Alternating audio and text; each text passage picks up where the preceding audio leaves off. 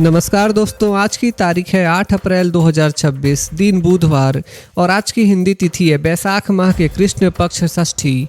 तो दोस्तों अब आज के दिन का इतिहास भी जान लेते हैं। आज 8 अप्रैल को मंगल पांडे बलिदान दिवस मनाया जाता है। साल 1857 में आज ही के दिन भारत के महान क्रांतिकारी मंगल पांडे को बैरकपुर में फांसी दी गई थी। वे 1857 की क्रांति के पहले नायकों में से एक थे। उनका साहस और बलिदान भारतीय स्वतंत्रता संग्राम की शुरुआत की एक बड़ी प्रेरणा बनी। और आज 8 अप्रैल को फेमस साउथ इंडियन अभिनेता अल्लू अर्जुन का जन्मदिन भी है। वे अपनी शानदार एक्टिंग और स्टाइलिश डांस के लिए जाने जाते हैं। पुष्पा मूवी के बाद उनकी पॉपुलैरिटी और भी ज़्यादा बढ़ गई है। तो दोस्तों ये था आज के दिन का इतिहास। तो चलिए अब जानते हैं आज की देश दुनिया भर की सबसे बड़ी खबरें। छत्तीसगढ़ के मुख्यमंत्री विष्णुदेव साई ने प्रधानमंत्री नरेंद्र मोदी से मुलाकात की। इस मुलाकात में राज्य के विकास और अन्य अहम मुद्दों पर चर्चा होने की संभावना जताई जा रही है। वहीं अंतर्राष्ट्रीय स्तर पर पीएम नरेंद्र मोदी ने वियतनाम के नए राष्ट्रपति मिस्टर टो लाम को बधाई दी है। पीएम मोदी ने कहा कि भारत और वियतनाम के बीच जो मजबूत और पुरानी दोस्ती है वह आने वाले समय में और भी मजबूत होगी। उन्होंने यह भी भरोसा जताया कि दोनों देश मिलकर कॉम्प्रहेंसिव स्ट्रेटेजिक पार्टनरशिप को और आगे बढ़ाएंगे, जिससे दोनों देशों के लोगों को फायदा होगा। भारत की कूटनीति लगातार वैश्विक स्तर पर मजबूत होती दिख रही है।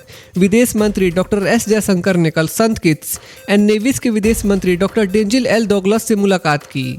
इस दौरान दोनों नेताओं के बीच कई अहम मुद्दों पर चर्चा हुई, जिसमें development projects, health cooperation, digital capacity और डिजास्टर रिस्पांस जैसे विषय शामिल रहे। बैठक में रीजनल और ग्लोबल मुद्दों पर भी विचारों का आदान प्रदान हुआ, जिससे दोनों देशों के बीच सहयोग और मजबूत होने की उम्मीद है। यानी साफ है, भारत छोटे और बड़े सभी देशों के साथ अपने रिश्ते मजबूत कर रहा है और ग्लोबल पार्टनरशिप को लगातार आगे बढ़ा रहा है। वेस्ट एशिया कॉन्फ्लिक्ट के बीच सरकार ने बड़ा अपडेट दिया है। देश में पेट्रोल, डीजल, एलपीजी और पीएनजी की सप्लाई पूरी तरह सामान्य बनी हुई है।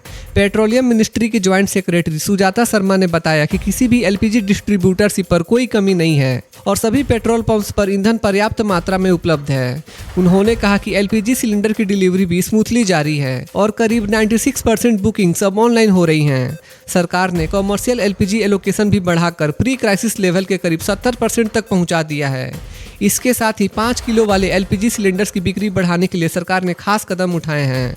अब इनकी डेली सेल करीब 1 लाख तक पहुंच गई है। 23 मार्च से अब तक लगभग 7,80,000 छोटे सिलेंडर बेचे जा चुके हैं, जो आम लोगों के लिए बड़ी राहत की बात है। वहीं शिपिंग मिनिस्ट्री ने भी जानकारी दी है कि वेस्ट एशिया में मौजूद सभी भारतीय नाविक सुरक्षित हैं और किसी भी जहाज से जुड़ी कोई घटना सामने नहीं आई है। यानी साफ है, सरकार हर स्तर पर स्थिति पर नजर बनाए हुए है और आम लोगों को किसी तरह की घबराहट की जरूरत नहीं है। भारत और बांग्लादेश के बीच रिश्ते लगातार मजबूत होते दिख रहे हैं। भारत के हाई कमिश्नर प्रणय वर्मा ने बांग्लादेश के प्रधानमंत्री तारिक रहमान से मुलाकात की। इस दौरान दोनों देशों के बीच बिलैटरल रिलेशंस को और मजबूत करने पर जोर दिया गया। बैठक में कई अहम मुद्दों पर चर्चा हुई, जैसे public health, financial inclusion, women empowerment, rural development, trade और इन्वेस्टमेंट। इसके साथ ही टेक्नोलॉजी पार्टनरशिप, पावर और एनर्जी कॉपरेशन पर भी विस्तार से बातचीत की गई। दोनों देशों ने कनेक्टिविटी और कल्चरल एक्सचेंज बढ़ाने पर भी जोर दिया, ताकि लोगों के बीच संबंध और मजबूत हो सके। प्रणय वर्मा ने कहा कि भारत और बांग्लादेश अपनी जियोग्राफिकल प्रॉक्सिमिटी का फायदा उठाकर इकोनॉमिक ग्रोथ और रीजनल कनेक्टिविटी को और बढ़ा सकते हैं। यानी साफ है, भारत और बांग्लादेश के बीच सहयोग लगातार बढ़ रहा है, जो आने वाले समय में दोनों देशों के लिए फायदेमंद साबित होगा। देश में शिक्षा और स्किल डेवलपमेंट को लेकर बड़ा संदेश सामने आया है। उपराष्ट्रपति सीपी राधाकृष्णन ने नई दिल्ली में इग्नू के 39वें दीक्षांत समारोह को संबोधित किया, जहां 3,20,000 से ज़्यादा छात्रों को डिग्री, डिप्लोमा और सर्टिफिकेट दिए गए।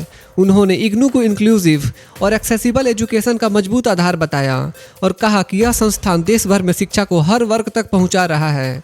इग्नू में इस समय 14 लाख से ज़्यादा विद्यार्थी पढ़ रहे हैं, जिनमें 56% महिलाएं और 58% ग्रामीण एवं वंचित वर्ग से आते हैं, जो सामाजिक समानता को बढ़ावा देता है। कोरोना काल का जिक्र करते हुए उन्होंने कहा कि इग्नू ने स्वयं और ई ज्ञान कोष जैसे डिजिटल प्लेटफॉर्म के जरिए शिक्षा को जारी रखा और टेक्नोलॉजी बेस्ड लर्निंग में नई पहचान बनाई। नई शिक्षा नीति के तहत फ्लेक्सिबल 4 ईयर प्रोग्राम्स और मल्टीपल एग्जिट ऑप्शंस शुरू किए गए हैं, जिससे शिक्षा और ज़्यादा स्टूडेंट फ्रेंडली बन गई है। उपराष्ट्रपति ने आर्टिफिशियल इंटेलिजेंस के इस्तेमाल पर भी जोर दिया, लेकिन साथ ही कहा कि इसका उपयोग जिम्मेदारी और नैतिक मूल्यों के साथ होना चाहिए। इस मौके पर डिजी लॉकर के जरिए डिजिटल सर्टिफिकेट्स लॉन्च किए गए और इग्नू एलुमनी पोर्टल भी शुरू किया गया, जिसमें 50 लाख से ज़्यादा लोग जुड़ चुके हैं। यानी साफ है, शिक्षा, तकनीक और मूल्य आधारित विकास ही भारत को 2047 तक विकसित भारत बनाने की दिशा में आगे बढ़ाएंगे। चुनावी माहौल के बीच असम में सियासत तेज हो गई है। केंद्रीय गृह मंत्री अमित शाह ने असम के पत्थरकंडी में एक चुनावी रैली को संबोधित किया। उन्होंने बड़ा बयान देते हुए कहा कि अगर वेस्ट बंगाल में बीजेपी की सरकार बनती है तो सभी घुसपैठियों को वापस भेजा जाएगा। अमित शाह ने कांग्रेस पर भी निशाना साधा और आरोप लगाया कि कांग्रेस ने बरक वैली में घुसपैठियों को संरक्षण दिया और विकास पर ध्यान नहीं दिया। उन्होंने कहा कि बीजेपी का लक्ष्य असम को देश के विकसित राज्यों के बराबर लाना है और आने वाले 5 सालों में राज्य को नई ऊंचाइयों पर पहुंचाया जाएगा। उन्होंने सरकार की उपलब्धियां भी गिनाई, जैसे जमीन के पट्टे बांटना और श्री भूमि में मेडिकल कॉलेज का निर्माण। इसके साथ ही उन्होंने आश्वासन दिया कि सिलचर को इस तरह विकसित किया जाएगा कि लोगों को जरूरी सेवाओं के लिए गुवाहाटी पर निर्भर न रहना पड़े।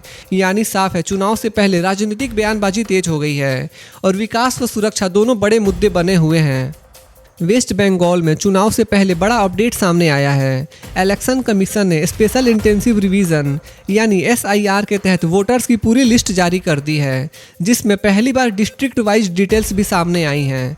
इस रिपोर्ट के मुताबिक करीब 60 लाख से ज़्यादा नामों की जांच की गई थी, जिनमें से 32 लाख से ज़्यादा वोटर्स को इलिजिबल माना गया है, जबकि करीब 27 लाख लोगों को इनएलिजिबल घोषित किया गया है। जिलों की बात करें तो मुर्शिदाबाद में सबसे ज़्यादा करीब 4,55,000 नाम हटाए गए हैं।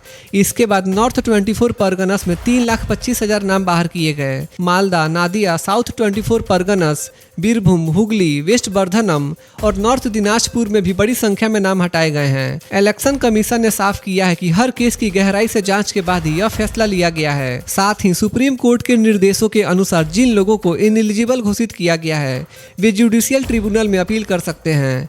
यानी साफ है, चुनाव से पहले वोटर लिस्ट को लेकर बड़ी कार्रवाई हुई है, जिसका असर आने वाले चुनाव पर पड़ सकता है। भारत सरकार ने प्रवासी मजदूरों के लिए एक बड़ा राहत भरा फैसला लिया है। अब 5 किलो के LPG सिलेंडर की डेली एलोकेशन दोगुनी कर दी गई है, ताकि ज़्यादा से ज़्यादा माइग्रेंट वर्कर्स को इसका फ़ायदा मिल सके। पेट्रोलियम मिनिस्ट्री के सचिव डॉक्टर नीरज मित्तल ने इस फैसले को लेकर सभी राज्यों और केंद्र शासित प्रदेशों को पत्र भेजा है। इन छोटे सिलेंडरों को स्टेट गवर्नमेंट्स और food and civil supplies departments के जरिए सिर्फ प्रवासी मजदूरों तक पहुंचाया जाएगा, जिसमें वाइल्ड मार्केटिंग कंपनीज भी सहयोग करेंगी। सरकार ने यह भी बताया कि नई एलोकेशन अब पहले से तय 20% लिमिट से ज़्यादा होगी, यानी सप्लाई को और बढ़ाया गया है। आपको बता दें कि 23 मार्च से अब तक करीब 6,75,000 5 किलो LPG सिलेंडर बेचे जा चुके हैं। इस फैसले से साफ संकेत मिलता है कि सरकार ग्राउंड लेवल पर जरूरतमंद लोगों तक सस्ती और आसान कुकिंग सुविधा पहुंचाने पर फोकस कर रही है। एयर इंडिया से जुड़ी एक बड़ी खबर सामने आई है। एयर इंडिया के CEO और मैनेजिंग डायरेक्टर कैंपेबल विल्सन ने अपने पद से इस्तीफा दे दिया है। कंपनी के मुताबिक उन्होंने 2024 में ही 2026 में पद छोड़ने का फैसला बता दिया था और तब से ट्रांजिशन को स्मूथ बनाने पर काम कर रहे थे। एयर इंडिया ने बताया कि अब नए CEO की तलाश के लिए एक कमेटी बनाई गई है, जो आने वाले महीनों में सक्सेसर तय करेगी। हालांकि कैंपेबल विल्सन तब तक अपने पद पर बने रहेंगे जब तक नया CEO नियुक्त नहीं हो जाता। विल्सन ने अपने कार्यकाल को लेकर कहा कि प्राइवेटाइजेशन के बाद पिछले 4 सालों में एयर इंडिया में कई बड़े बदलाव हुए हैं, जैसे 4 एयरलाइंस का मर्जर, 100 नए एयरक्राफ्ट शामिल करना, सिस्टम्स मॉडर्नाइजेशन और बेहतर सर्विस स्टैंडर्ड्स लागू करना। वहीं एयर इंडिया के चेयरमैन एन चंद्रशेखरन ने उनके योगदान की सराहना करते हुए कहा कि उन्होंने कई चुनौतियों के बावजूद कंपनी को नई दिशा देने में अहम भूमिका निभाई। यह बदलाव एयर इंडिया के अगले चरण की तैयारी का संकेत देता है, जहां कंपनी अब नए नेतृत्व के साथ आगे बढ़ने की दिशा में है। कृषि मंत्री शिवराज सिंह चौहान ने जयपुर में आयोजित रीजनल एग्रीकल्चर कॉन्फ्रेंस को संबोधित किया। उन्होंने कहा कि देश में फूड सिक्योरिटी सुनिश्चित करना और किसानों की आय बढ़ाना सरकार की सबसे बड़ी प्राथमिकता है। कृषि मंत्री ने जोर देकर कहा कि एग्रीकल्चर डाइवर्सिफिकेशन बेहद जरूरी है, ताकि किसान आत्मनिर्भर बन सकें और उनकी आय बढ़ सके। उन्होंने मॉडर्न फार्मिंग टेक्निक्स, नई टेक्नोलॉजी और इंटीग्रेटेड फार्मिंग सिस्टम्स अपनाने की अपील की। साथ ही उन्होंने कहा कि पर्यावरण की सुरक्षा के साथ खेती को आगे बढ़ाना भी जरूरी है, जिसमें नेचुरल फार्मिंग और फर्टिलाइजर्स का सही उपयोग अहम है। उन्होंने फार्मर ID बनाने पर भी जोर दिया, ताकि किसानों को सरकारी योजनाओं का लाभ सीधे और पारदर्शी तरीके से मिल सके। वहीं राजस्थान के मुख्यमंत्री भजन लाल शर्मा ने भी किसानों से मॉडर्न और टेक्नोलॉजी बेस्ड फार्मिंग अपनाने की अपील की। उन्होंने वाटर कंजर्वेशन पर जोर देते हुए कहा कि सीमित संसाधनों का सही उपयोग ही खेती को ज़्यादा प्रॉफिटेबल बना सकता है। इस सम्मेलन में कई राज्यों के मंत्री, अधिकारी और किसान शामिल हुए, जहां खेती से इनोवेशन और इनकम बढ़ाने पर विस्तार से चर्चा हुई। यह साफ दिखाता है कि अब खेती को ट्रेडिशनल से मॉडर्न बनाने की दिशा में तेजी से काम किया जा रहा है। भारत ने न्यूक्लियर एनर्जी के क्षेत्र में एक ऐतिहासिक उपलब्धि हासिल की है। तमिलनाडु के कलपक्कम में बने प्रोटोटाइप फास्ट ब्रीडर रिएक्टर यानी PFBR ने क्रिटिकलिटी हासिल कर ली है। इस उपलब्धि पर PM नरेंद्र मोदी ने इसे भारत की न्यूक्लियर जर्नी में एक डिफाइनिंग स्टेप बताया है। यह रिएक्टर खास इसलिए है क्योंकि यह जितना फ्यूल इस्तेमाल करता है उससे ज़्यादा फ्यूल पैदा कर सकता है, जो इसे बेहद एडवांस्ड टेक्नोलॉजी बनाता है। यह भारत के 3 चरण वाले न्यूक्लियर प्रोग्राम के दूसरे चरण का अहम हिस्सा है और आगे चलकर थोरियम बेस्ड एनर्जी के रास्ते को मजबूत करेगा।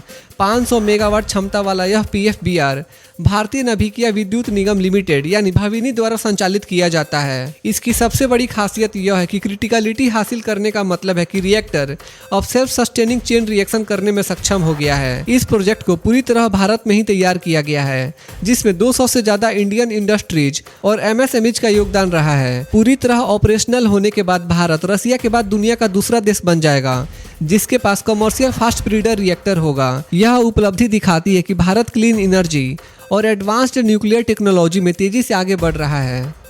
वेस्ट एशिया वार अब एक बेहद निर्णायक मोड़ पर पहुंच चुका है। ईरान ने साफ तौर पर US की मांग को ठुकरा दिया है और स्ट्रेट ऑफ हॉर्मुज को खोलने से इनकार कर दिया है। US के प्रेसिडेंट डोनाल्ड ट्रंप ने डेडलाइन देते हुए कहा था कि अगर ईरान ने रास्ता नहीं खोला तो उसके ब्रिजेज और पावर प्लांट्स को पूरी तरह तबाह कर दिया जाएगा। लेकिन ईरान ने जवाब में साफ कर दिया है कि वह किसी भी दबाव या धमकी के तहत समझौता नहीं करेगा। ईरान की शर्तें भी सामने आई हैं, जिसमें परमानेंट सीज फायर, सैंक्शंस हटाना और हमलों से हुए नुकसान का मुआवजा शामिल है। सबसे अहम बात यह है कि ईरान चाहता है कि स्ट्रेट ऑफ हॉर्मुज पर उसका कंट्रोल बना रहे और जहाजों से फीस भी वसूली जाए। इसी बीच इजराइल ने भी ईरान के इंफ्रास्ट्रक्चर को निशाना बनाने की चेतावनी दी है और तेहरान में एक साइनानोक पर हमले की खबर सामने आई है। दूसरी तरफ ग्लोबल मार्केट्स पूरी तरह कॉशियस नजर आ रहे हैं। इन्वेस्टर्स अब इस बात का इंतजार कर रहे हैं कि ट्रंप अपनी धमकी भरे बयान पर अमल करते हैं या नहीं। ईरान ने भी चेतावनी दी है कि अगर हमला हुआ तो गल्फ देशों के इंफ्रास्ट्रक्चर को निशाना बनाया जा सकता है। अब पूरी दुनिया की नज़र इस डेडलाइन पर टिकी हुई है, जहां एक फैसला ग्लोबल एनर्जी सप्लाई और इकोनॉमी दोनों को हिला सकता है। आज सोना और चांदी के दामों में हल्की गिरावट देखने को मिली है, जिसका असर बाजार और निवेशकों दोनों पर पड़ा है।